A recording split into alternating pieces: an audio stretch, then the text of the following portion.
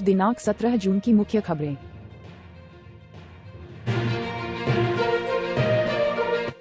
सियरहा Purvanchal expressway underpass के पास निजी बस और ट्रक में टक्कर, 20 यात्री जख्मी, घायलों को जिला अस्पताल में कराया गया भर्ती। सिधारी हाइडल क्रॉसिंग के समीप ट्रेन के इंजन से कटकर युवक ने की आत्महत्या, आधार कार्ड से मऊ निवासी होने का चला पता। सपा की संगठन बैठक में मुख्य अतिथि पूर्व मंत्री लालजी वर्मा का दावा, लोकसभा चुनाव में 80 सीट जीतेगी समाजवादी पार्टी। आजमगढ़ में स्वामी प्रसाद मौर्य ने बीजेपी सरकार पर साधा निशाना, कहा ईस्ट इंडिया कंपनी से बड़ी लुटेरी है ये सरकार। बैठक में पहुंचे मौर्य को लोगों ने सिक्कों से तौला। सांप काटने से मरी लड़की को जिंदा करने का 5 घंटे तक चला ड्रामा, शव कब्जे में जादू टोना करने वाले पिता पुत्री को पुलिस ने किया गिरफ्तार।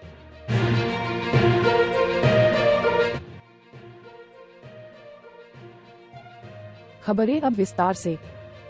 आजमगढ़ के बिलरियागंज और कंदरापुर थाना के समीप पूर्वांचल एक्सप्रेस वे के अंडरपास के पास शनिवार को दिन में ट्रक और प्राइवेट बस की टक्कर में जहां 20 यात्री घायल हो गए, वहीं एक महिला बुजुर्ग यात्री बस में ही अत्यंत गंभीर हालत में पड़ी रही। घटना के बाद अफरा तफरी मच गई। सभी घायलों को जिला अस्पताल में भर्ती कराया गया है, जहां एक महिला की हालत अत्यंत नाजुक बनी है। बताया जा रहा है कि बस यात्रियों को भरकर आजमगढ़ से बिलरियागंज की तरफ जा रही थी और ट्रक भी सामने से आ रहा था। इसी दौरान ट्रक और बस की साइड में टक्कर हो गई। ट्रक बस की साइड की तरफ के बीच में टक्कर मार दिया। इस दौरान जहां बस क्षतिग्रस्त हो गई, वहीं जिस साइड ट्रक ने टक्कर मारा था उधर बैठे यात्री गंभीर रूप से घायल हो गए। ग्रामीणों की मदद से राहत कार्य शुरू किया गया। लोगों को बाहर निकाला गया। कई लोग घायल थे। एक महिला यात्री की बस में ही निढाल हो गई थी। सभी लोगों को एम्बुलेंस से जिला अस्पताल भेजा गया। बताया जा रहा है कि हादसे के बाद ट्रक चालक बगल में जा रही पिकअप के ऊपर कूदकर फरार हो गया, वहीं ट्रक पर सवार खलासी लोगों के हत्थे चढ़ गया। पुलिस शव को कब्जे में ले ली थी। हादसे की शिकार बस व ट्रक के संचालकों से संपर्क साधने की कोशिश की जा रही थी। आजमगढ़ के सिधारी थाना क्षेत्र के सिधारी हाइडल स्टेशन के समीप ट्रेन के इंजन से कटकर युवक की मौत हो गई।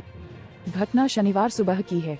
बताया जा रहा है कि युवक पहले से ही आत्महत्या की नियत से रेल की पटरी पर सो गया था। जैसे ही इंजन आया, युवक को काटकर इंजन आगे निकल गया। आसपास के लोग भागकर पहुंचे थे। इसके बाद पुलिस को सूचना दी गई। पुलिस युवक के शव को कब्जे में लेकर शिनाख्त का प्रयास करने लगी।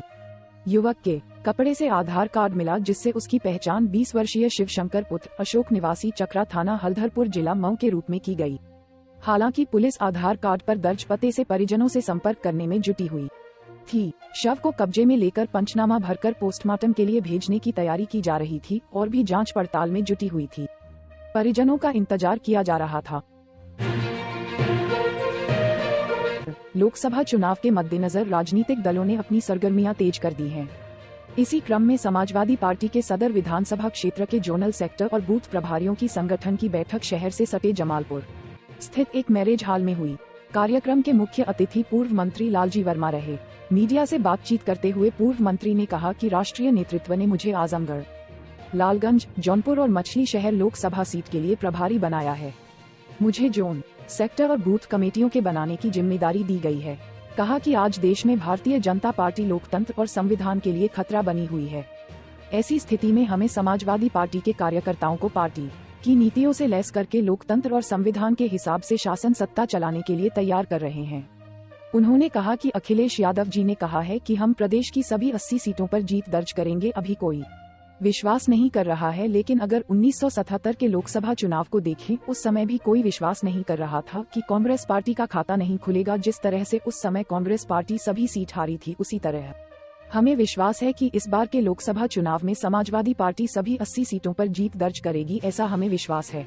उन्होंने कहा कि मोदी सरकार 9 साल पूरे होने पर जश्न मना रही है, जबकि यह सरकार हर मोर्चे पर विफल रही है। जो वादे किए एक भी पूरा नहीं कर सके, चाहे वह महंगाई रोकने का रहा हो, बेरोजगारी दूर करने का हो या फिर किसानों की आमदनी बढ़ाने का रहा हो।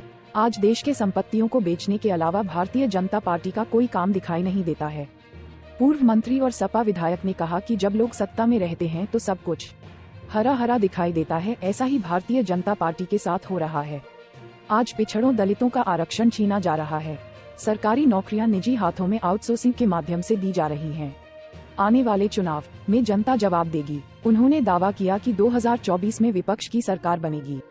सुहेलदेव भारतीय समाज पार्टी के राष्ट्रीय अध्यक्ष ओम प्रकाश राजभर की मुख्यमंत्री योगी आदित्यनाथ से मुलाकात पर उन्होंने कोई टिप्पणी नहीं की। कहा कि समाजवादी पार्टी लोगों को जोड़ने का काम कर रही है, कौन किससे मिल रहा है इससे हमें मतलब नहीं। इस मौके पर पूर्व मंत्री व सदर विधायक दुर्गा प्रसाद यादव, निवास स्थान सपा जिला अध्यक्ष हवलदार यादव, जिला पंचायत अध्यक्ष विजय यादव, नगर पालिका अध्यक्ष सरफराज आलम आदि मौजूद रहे। आजमगढ़ शहर के अतलस के पोखरा के समीप एक मैरिज हॉल में पहुंचे समाजवादी पार्टी के वरिष्ठ नेता पूर्व मंत्री स्वामी प्रसाद मौर्य को लोगों ने सिक्कों से तौलकर स्वागत किया। इस दौरान स्वामी प्रसाद मौर्य ने भारतीय जनता पार्टी की सरकार पर जमकर निशाना साधा। स्वामी प्रसाद मौर्य कहा कि इस समय राजनीतिक और सामाजिक परिदृश्य बहुत ही खराब है। महंगाई चरम पर है, युवा बेरोजगार हैं। बीजेपी सरकार से पूर्व डीजल 56 रुपए लीटर होता था, अब 100 के पार है। पेट्रोल 65 रुपए होता था, 100 के पार है। रसोई गैस 250 रुपए होती थी, 1200 रुपए में मिल रही है। हर जीवन उपयोगी सामान की कीमतें आसमान में चढ़ी है। यहाँ तक कि बच्चों को लाए जाने वाले मक्खन, दही, दूध समेत अन्य सामग्री पर भी जीएसटी लगा दिया गया। ये सरकार ईस्ट इंडिया कंपनी से भी बड़ी लुटेरी सरकार है। ईस्ट इंडिया कंपनी में तो कम से कम यहाँ से पैसा विदेश ले जाकर तिजोरी में रखा जाता था। यहाँ पर सभी पैसा उठाकर अंबानी और अदानी को दिया जा रहा है। हर चीज प्राइवेटाइजेशन की जा रही है और अदानी अंबानी को सौंपा जा रहा है। चाहे बंदरगाह हो, चाहे एयरपोर्ट हो, एयर इंडिया हो, ट्रेन हो, बैंक को, LIC हो, सब कुछ प्राइवेट कंपनी को सौंपा जा रहा है। पिछली सरकारें निजी क्षेत्र से राष्ट्रीयकृत बनाने का काम की थी। यह सरकार राष्ट्रीयकृत से निजी कंपनी बनाने काम कर रही है, जिससे युवाओं के नौकरियों का रास्ता बंद हो गया है।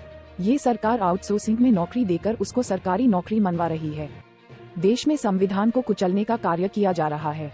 ED, CBI, इनकम टैक्स का उपयोग विपक्षियों को कुचलने के लिए किया जा रहा है। जो भी विपक्ष में है, विरोधी है, उसके यहाँ छापा पड़वाया जा रहा है। बुनियादी मुद्दों पर बहस न हो, इसके लिए ये सरकार शॉर्टकट रास्ता अख्तियार कर लोगों की भावनाओं को उकसाने का काम कर रही है। हिंदू मुस्लिम के भाईचारा को खत्म कर आपस में लड़ाने का काम कर रही है।